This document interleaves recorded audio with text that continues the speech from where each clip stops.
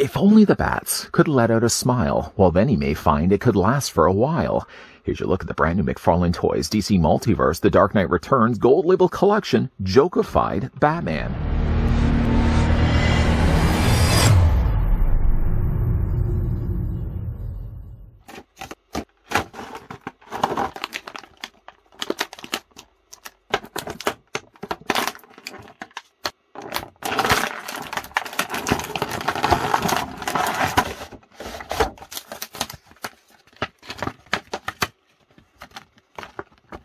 As a child, Bruce Wayne watched as his parents were brutally killed in Gotham City's crime alley. Traumatized by their deaths, he devoted his life to becoming the world's greatest weapon against crime, the Batman. He's a master detective and an expert martial artist, but his greatest weapon is his mind. Batman has a plan for every occasion, as well as high-tech weapons, gadgets, and vehicles to assist him in his relentless pursuit of justice.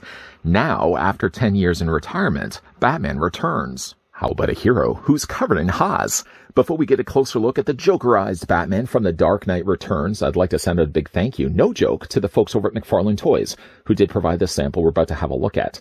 At the time of shooting this review, which is actually just before the 26th of May, this guy is going to be slated to drop as a pre-order on the 26th, over exclusively at Target stores. If you guys are interested, get this one for yourself. Batman, though, in a Joker state, stands at about 6 3/4 of an inch tall, or the figure is going to be about 17 centimeters in height.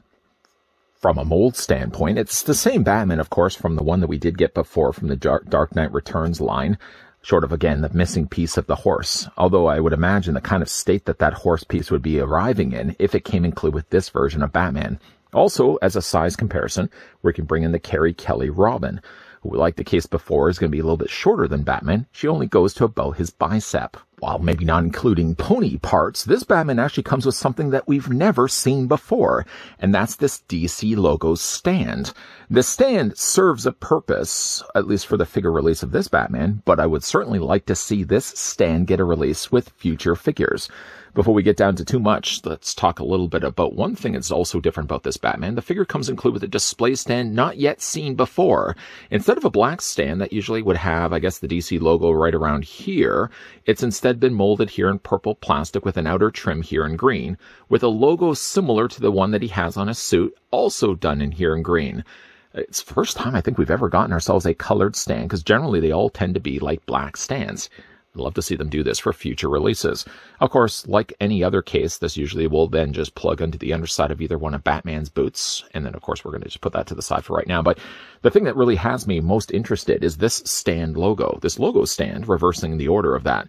It's plastic, it's hollow here in the back, so it doesn't have as much wow factor from at least the back of it. But from the front, you can see that it has the green trim down below, transitions but via sort of scratching into the black plastic.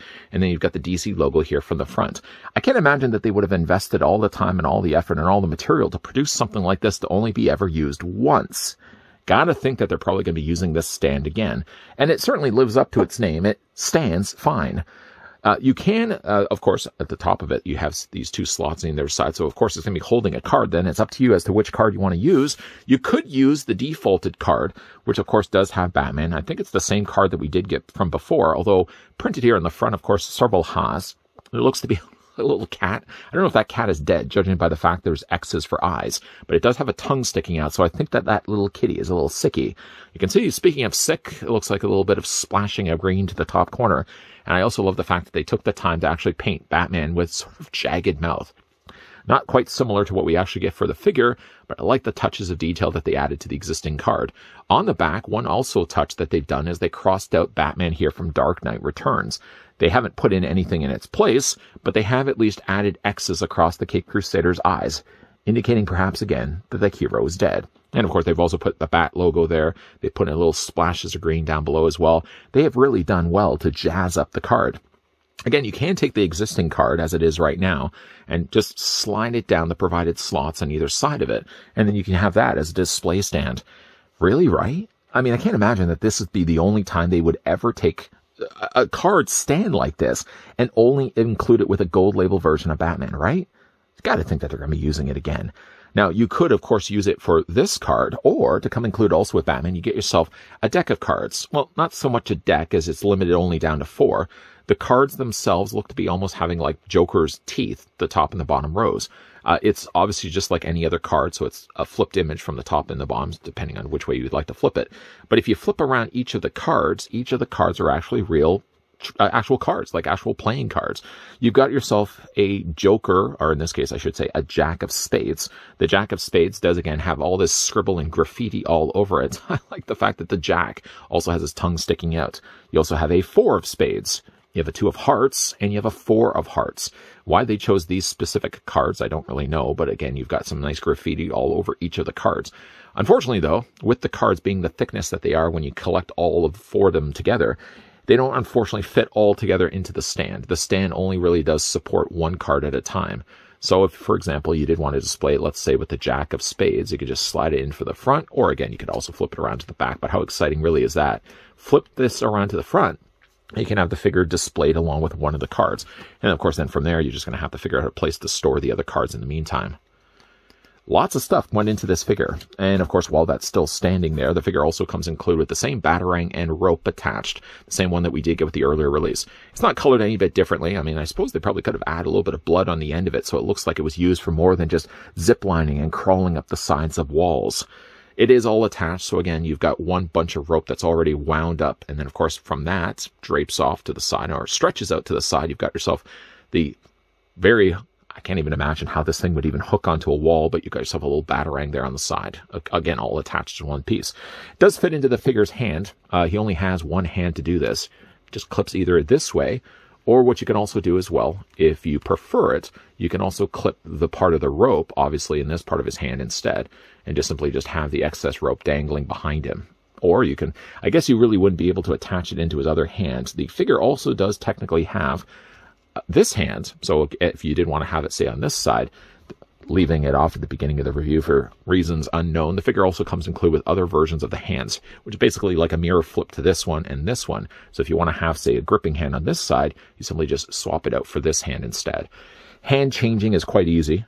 I wouldn't recommend doing it on your own, but just simply remove the hand from the peg, and once that's removed, simply just attach then the new hand back into place. And then already mentioned, you can take yourself the other end of the rope and just attach it onto the end of Batman's hands, or into that grip, so Batman can hold it that way. Just taking that, removing it for right now.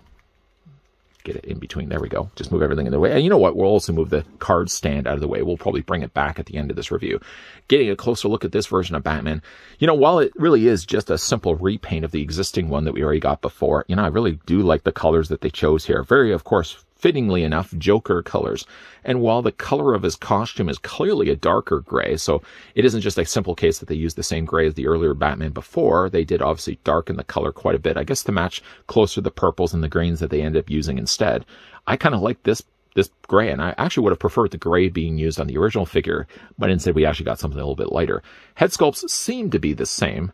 I, for a second, thought they may have retooled the face, and then on looking at it in closer inspection, it looks to be just the case that I think because the additional paint's been painted around his mouth, it's the sort of thing that does make his teeth look differently, like his mouth is sculpted a little bit different, which is not the case at all. Head sculpts, though, are exactly the same. It has still the short ears to the top of the cowl, and again, you've got the eyes here, although in this case, instead of painted white, you've got yourself green instead. The green works really well against the backdrop of the darker purple. I really like the royal purple that they chose here. The purple is a little more matte here, obviously, though the front emblem isn't as shiny as what we would get with the cape and the cowl, for example. And also, like his gloves, for example, are a shinier plastic too. The cape, like the one we got before, is exactly the same, just to bring it back in the original Batman so you can see it's exactly the same cape. Although not only did they mold it in purple plastic, but they also, like the cards, added this graffiti at the bottom of it. Sort of just like it, they literally took it and dipped it in paint. And the paint that they chose for the green especially, is vibrant, it's bright, and it really stands out against the purple. I love the colors that they chose for this guy. Again, speaking of greens, not only does he have all these ha-ha-has, several of them in fact, it doesn't look like he has any on his arms, but he has it certainly here on the front of his chest, and he's also got them also painted down the sides of his legs as well, which we'll get more into in a moment. But he does also have the utility belt here, same one as before, but brightly handled better, kind of in more in a fluorescent green, and the green really pops on this figure. Again, you got some additional ha-ha-has of various sizes, a little bit larger ones, a little bit smaller ones. I tally up about 5 ha's on his leg, and I tally up another, say, 3 of them down on the sides of his boots here as well. So he's got here on his thighs, lower boots, and the top side of his torso also as well. But all the rest of the figure is basically all the same. One is same design, same mold. Nothing really has changed except from a cosmetic standpoint. For the figure's articulation, going back to his head, and just the one last look to show you guys the head and how well this works just by taking an existing mold and just changing the paint slightly. I shouldn't even say slightly, dramatically.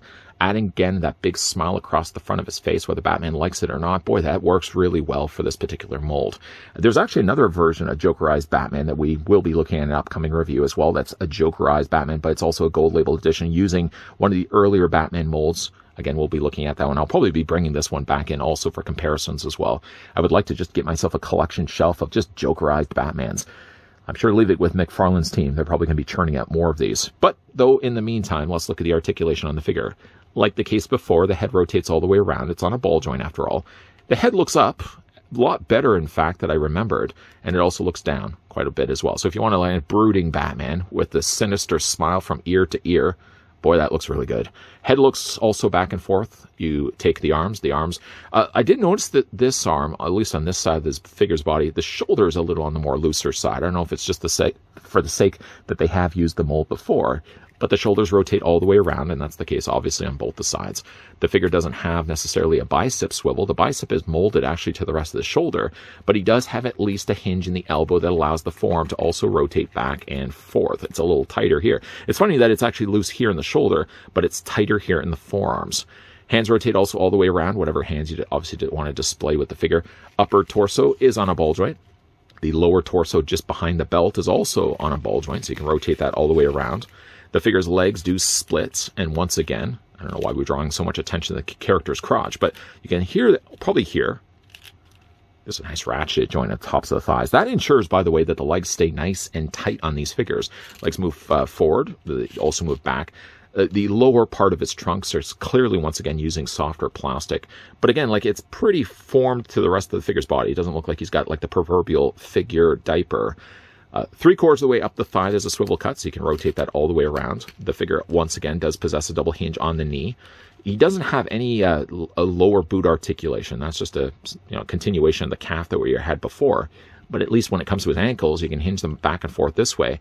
An ankle rocker, and the figure does also have toe articulation as well. So there is, of course, that. Nice looking figure, though. Again, I'm a sucker when it comes to repaints. If you take a figure that was already good in the first place, like, for example, the Dark Knight Returns Batman, which I had him really close nearby. If you take a figure that I already liked before, and you're simply just changing out the color, I think it could still work for a really nice looking figure. And one thing I do think, from a standpoint at least of its base color, I think the darker gray works really well on this particular mold. So much so that I almost feel like if they had only used the darker gray initially for this Batman, I think it may have even improved the figure that I already liked in the first place. The colors of the purple work quite well against the very bright greens that they used as well. And it is obviously just, again, cosmetic changes to the original mold, but I gotta say those cosmetic changes translate not only to a demonic-looking Batman, but a really cool-looking figure to be putting on the shelf as well. Poor Bruce is beside himself, and though this distorted image of the Dark Detective is simply just reusing the mold we got before with the Dark Knight Returns Batman, just by changing the colors, it goes to show how much mileage you can get from a mold. The purples and the greens, though not something Batman's used to wearing, works really well with this particular figure. It isn't simply just, again, the case, well, I guess it is a case that it's just cosmetic changes, but the cosmetic changes are enough that for a split second, you may think that it's like using a completely different head sculpt. And I think a lot of it just more has to do with the fact that they did paint his lips. That for a second, I had to look at it twice to think that they may have changed the mouth. And I don't think the mouth isn't changed at all. It's just a simple fact that the figure has so much red around his lips. The red does carry up the side of his mouth, and I like the brighter colors of the greens that they use for his pupils, not to mention the additional green that he tips on the ends of his cape, not to mention the brighter utility belt, all come together to translate a very Jokerized version of Batman in plastic form. One thing I certainly really like about this figure is the inclusion of this display stand, never seen before, but something I hope we see again. And while unfortunately it only supports one card, which makes me think that it's probably going to be used for a future figure release, maybe it might be something that they just keep solely for the gold label editions, because of course this guy's a gold label collection figure. But even if they are using this stand for only just to support the one card that comes included with the figure, I would have liked if it could have actually been able to hold all the rest of the card that came with the figure. But again, I'm probably guessing that this stand's going to be used for future releases. At least that's my guess, because I can't again imagine that they've only taken the time to mold this, produce this. Of course, they have to create the mold. The mold is going to be the most expensive thing to make for a figure. And to make the mold and only use it once, that's never going to happen. I'm sure they're probably going to be using it for future figures. Mark my words, they're going to be using these for future figure releases. But what do you guys think of the Jokerized version of Batman? Is this something you could see yourselves grabbing and adding it to your collection, even if you already have the original Dark Knight Returns Batman? Let me know down below. And once again, as of the 26th, the pre-order for this is going to be dropping over on Target stores. So if you guys are interested to get this one for yourself, as far as I know, it is a Target exclusive.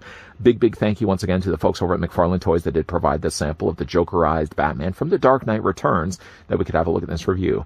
If you guys enjoyed this video, why not hit with a like? If you guys are loving the content you guys are seeing and certainly want to stick around for more, thank you for that. Make sure you hit that subscribe button down below. And just next to it, near that vat of chemicals that you probably shouldn't be stepping anywhere near, there's going to be a bell notification. If you ring-a-ling-a-ling that's going to ensure that whenever new videos are popping up on this channel, you're going to be getting those friendly little reminders. A little birdie tapping on the shoulder just saying, hey there, buddy, something new is over there if you want to check it out. I didn't realize birds could talk. But definitely going to be a lot more videos coming away. So as always, keep your Jokerized peepers peeled to this channel. And thanks for watching. See you guys next time.